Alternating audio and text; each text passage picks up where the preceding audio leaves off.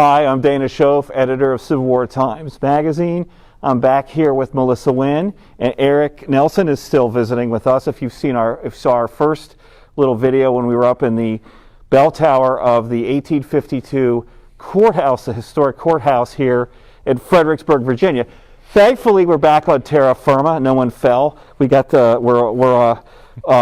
were going through the courthouse, and we didn't plan to bring you this, but Eric asked if we wanted to see the courtroom, and he brought us into this amazing room, and I really wanted to show this to you. And there's other great stories about this building because it was a hospital several times during the war. It was where the Ordinance of Secession was voted on here in Fredericksburg, and after the war it served as a Freedmen's Bureau of office as well. Now, I'm standing on a floor that Eric Nelson told me was added in the 1940s. Otherwise, when you would have come in this building in the 1860s, Melissa, if you want to pan up, you're going to see this incredible Gothic architectural structure above us. Just look at this building. Look at this room. It's amazing. And you can imagine this vast room that would have opened up when you walked in here to come for a court case or whatever reason. And then if you want to look behind me at these incredible Gothic windows. The Gothic revival was a style of architecture that kind of came in popularity during the 1840s, continued in the 1850s. It was the height of fashion when this building was built in 1852.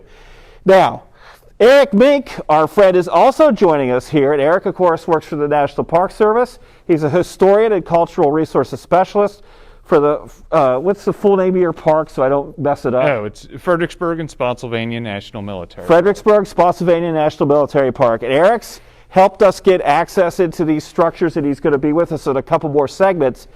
But this was a hospital during the Battle of Fredericksburg. No, that's correct. Yeah, the courthouse was first used actually as a hospital in August of 1862 when the Union Army occupied Fredericksburg that summer. It was then turned into a hospital again during the Battle of Fredericksburg in December of 62. And then once again in May of 1864, it was used as a hospital, that time for Union casualties coming off the Wilderness and Spotsylvania courthouse battlefields. But the room that we're standing in here was used as a hospital in December of 1862. As Eric Nelson mentioned, the floor that we're standing on is 1940. So originally the courtroom was actually 2 stories open. But the room here was used as the operating room and for the hospital, which is kind of an interesting thought that this is a headquarters. It has a signal tower during the Battle of Fredericksburg, and of course being a signal station, the point of the signal station is to be able to see distances. Well, the enemy could see the signaling. And sure, they could see what's going on, right? Right, and so thus the building became an attraction for Confederate artillery. And they probably had no idea it was a hospital at the time. Probably not, but the hospital was put into the building here and into the courtroom, and this is where operations took place. A couple of accounts that we have from surgeons who were operating here.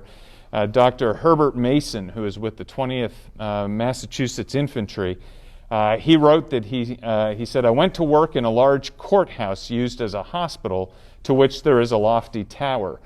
Some officers went to the top of the ladder to examine the enemy's works with their glasses, when upon some solid shot were sent crashing through the roof, injuring no one as it turned out, but frightening some of the poor wounded to death and causing the men to drop some of them." So while the operating is going on, Confederate shells are crashing, or solid shot crashing into the building. Dr. John Britton, a surgeon with the Union Army, he wrote that on some artillery hitting this building on the 15th of December. So this is 2 days after the main fighting, and just before the Union Army recrosses the river and evacuates Fredericksburg. And Britton wrote that the operating table was placed in the courtroom, so in the room that we're standing. In where we're standing right now. And a great many operations were performed. During the afternoon, if I remember correctly, of Monday the 15th, all operations were discontinued and the hospital appointments were removed. Very shortly after this was done, a shell exploded in the courtroom, just where the operating table had stood, and everything was turned topsy-turvy. Fortunately, no one was in the room at the time. Had this occurred the day before or in the morning while the operations were going on, a good many of us would have come to grief. Wow. Now, I'm a little turned around, but Mary's Heights is in that direction? Correct, off to the west here. Yes, so the shell fire is coming this way. So on the day of the battle, the building is struck by solid shot when there's wounded in here, and then on the 15th, as things are winding down, there's still lobbing shells in here, and one explodes in this room. Sure, yes, that's exactly what Dr. Britton was saying. Wow. So, yeah, even though the main fighting, the Union assaults had ended on the 13th, the Union Army is still occupying the town, and so the Confederates are still firing on them. And again, the signal tower being used, it's going to be a magnet for artillery. Right, and you made a point earlier too, and you brought this out about the August of 1862. We all often think of Fredericksburg in relation to that December battle, naturally so, but there's this federal occupation in 62 of this town, and then there's the 64 fighting just outside of town that involves it as well. So Fredericksburg is really war-worn by the time the whole conflict ends. Oh, most certainly. Yeah. And again, being situated halfway or midpoint between the opposing capitals certainly kind of predicted its future. It's amazing, and we're going to go out on the street and see some of these buildings. It's kind of amazing how many Civil War era and pre-war buildings still stand here, considering the turmoil. A lot of them were destroyed, but fortunately still some beautiful buildings like this would still exist. So. Yeah, within a block, 2 blocks of where we're standing, numerous buildings, and many of them used just as this building as hospitals.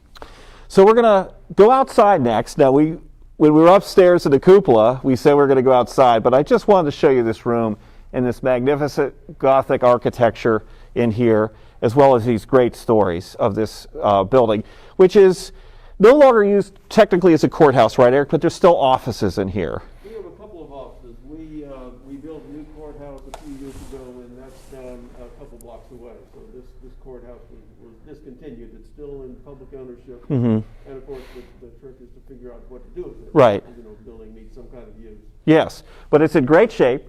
It's well maintained. It is so fantastic. I love old architecture, in addition to Civil War history and other areas of history. So I love to see buildings like this in such great shape and stuff like this preserved. It's fantastic, and it really tells fantastic stories.